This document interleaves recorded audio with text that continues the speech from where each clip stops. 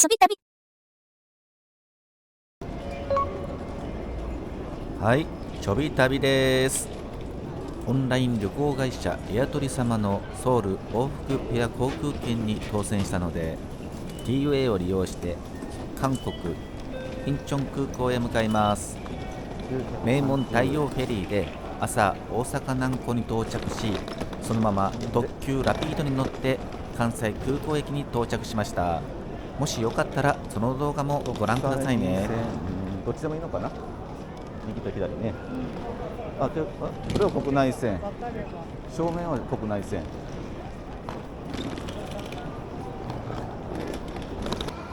はい、関空到着です。時間は7時20分ぐらいかな。カウンターが空いとけば早速チェックインしたいと思います。では入ってみましょう。私はいつも福岡空港を拠点としていますので、初めての関空に胸がときめいています。の出発。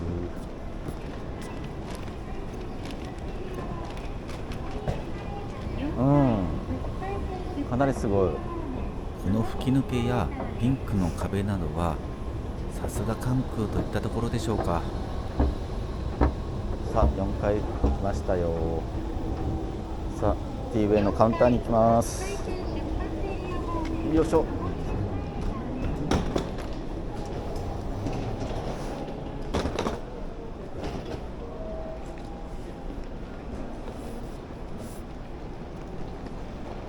カウンターは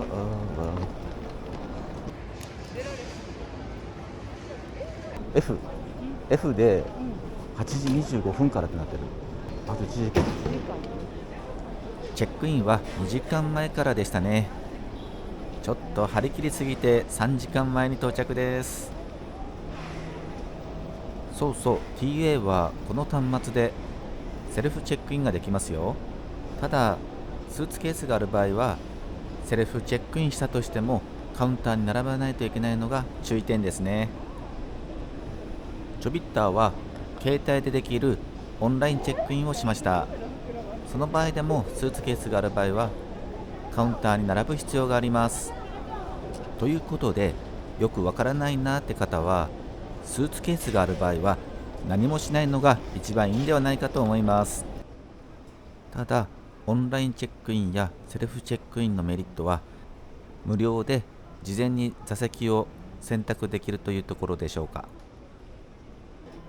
チェックイン時に必要なのはパスポートと K-EATA のログインした時に出る結果の画面ですね。あとオンラインチェックインをした人は電子航空券をすぐに見せれるようにしておきましょ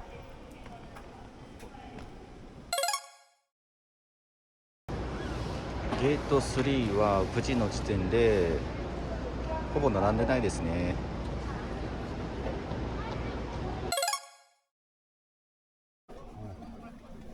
出国審査時の荷物検査は普通1人ずつカゴに荷物入れて流してってやるんですが、関空は3人同時にカゴに乗せるスペースがあり、乗せた人から順に送り出すっていう感じですごい履けるのが早かったです。こ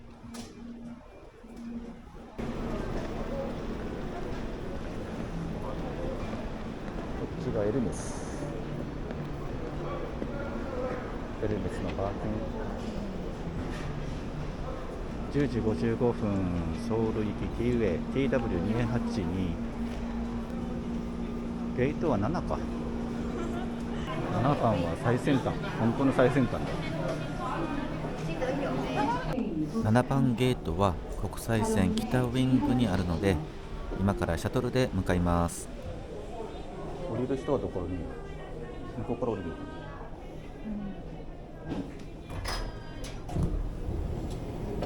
非常口。前方の移動画面を撮ろうと思ったんですが窓がなかったので急いで後方へ行きました。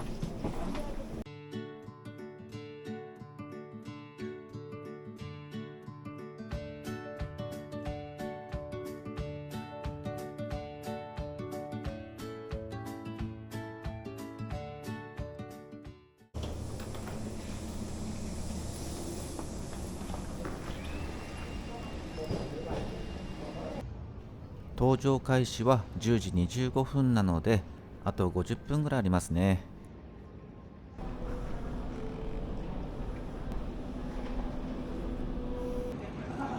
カルランジ、アスカラウンジ6個、カードラウンジがあるので、ちょっと行ってみようと思います。16番カフェ。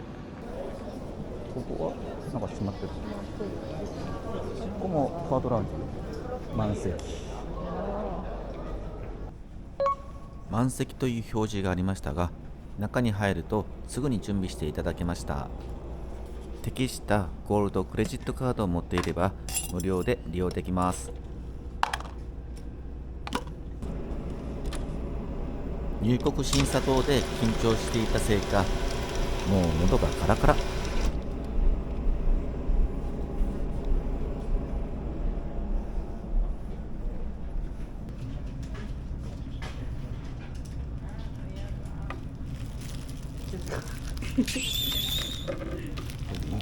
いいね。これでいいね。ちょっと食べたら違うやろ。窓席が空いたので移動してみました。コンセントもあっていいですね。お腹も満たされたので、そろそろ搭乗口へ向かおうと思います。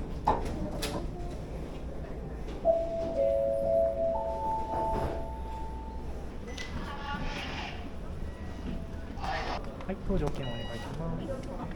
マスク少しお願いします。はい。ありがとうございます。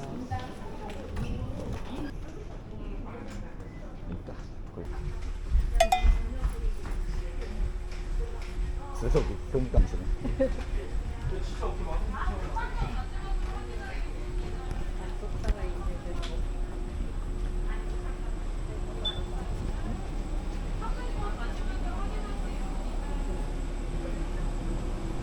さらに飛行機の入り口でまた航空券をチェックしていたので、オンラインチェックインの方は電子航空券を出しっぱなしにしておきましょう。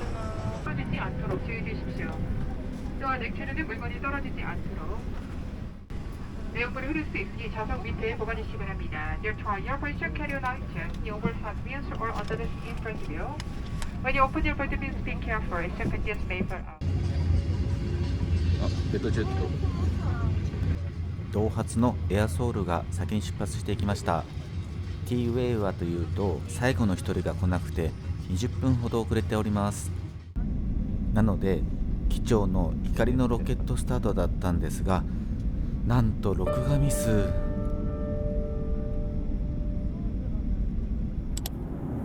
しばらくすると CA さんが必要書類を配り始めます。 KETA と Q コードがある方はアライバルカードや黄色い紙の健康状態調査表を書く必要はありませんので、旅行者携帯品申告書だけを受け取って記入しておきましょう。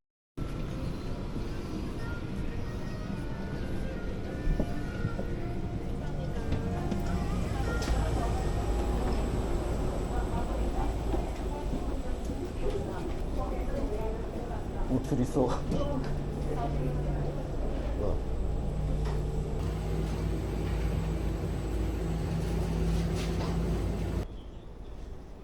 飛行機を降りると、まず Q コードを読み取る検査があり、その後は入国審査。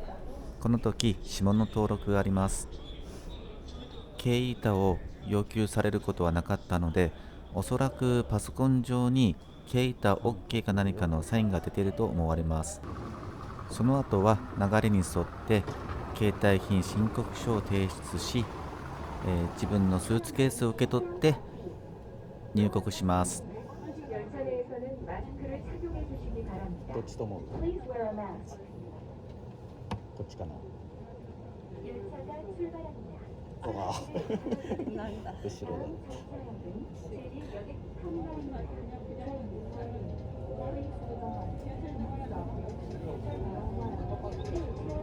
結構早いしね。この便はサテライトターミナルに到着したので、シャトルトレインで第1ターミナルに移動し、今説明した入国審査の流れとなります。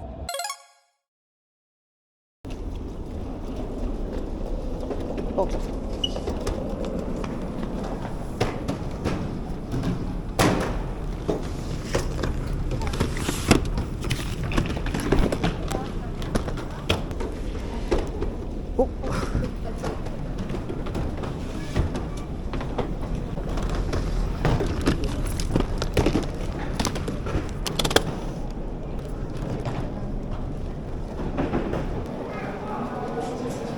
はい、ここを出ると入国です。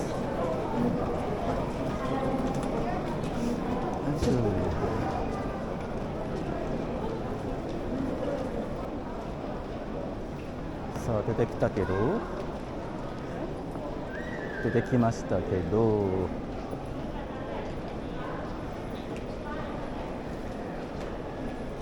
もうバス乗るでいいのかな。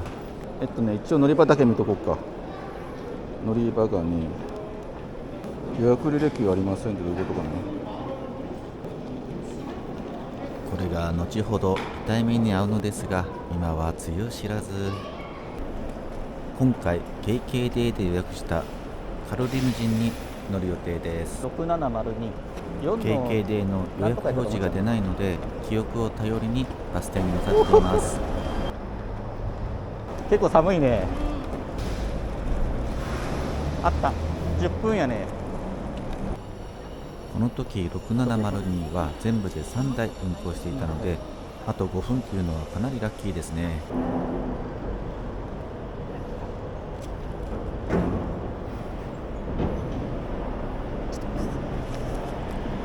これだけよかった。よいしょ。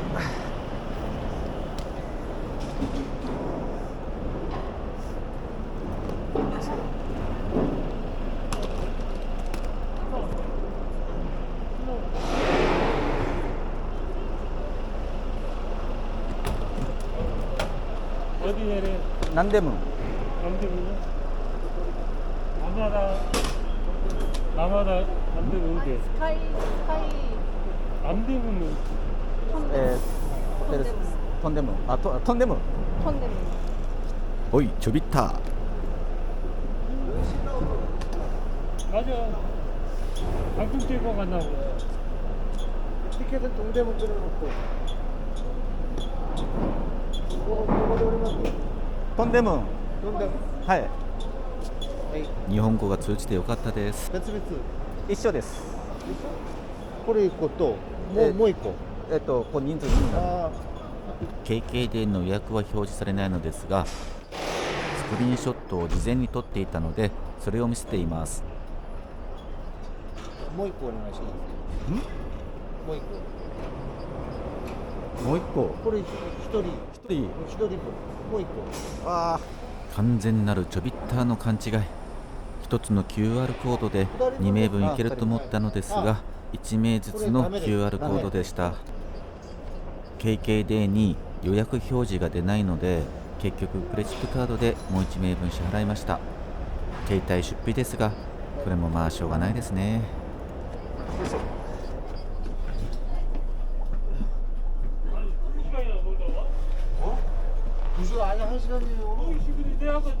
参ったな。乗客は結局4名でした。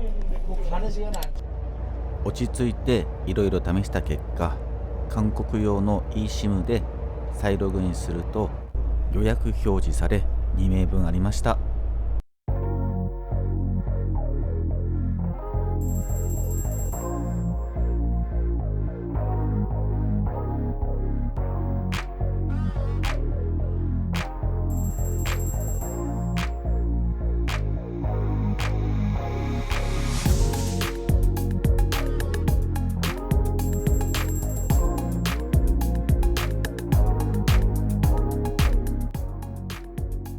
福岡の西鉄バスも結構すごいのですが、ソウルの路線バスの量もすごいですよね。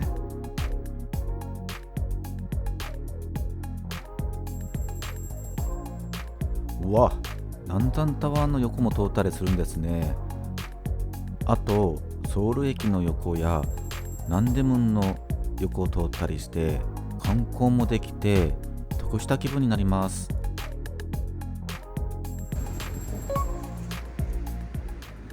降りたバス停はトンデモンデザインプラザ DDP です。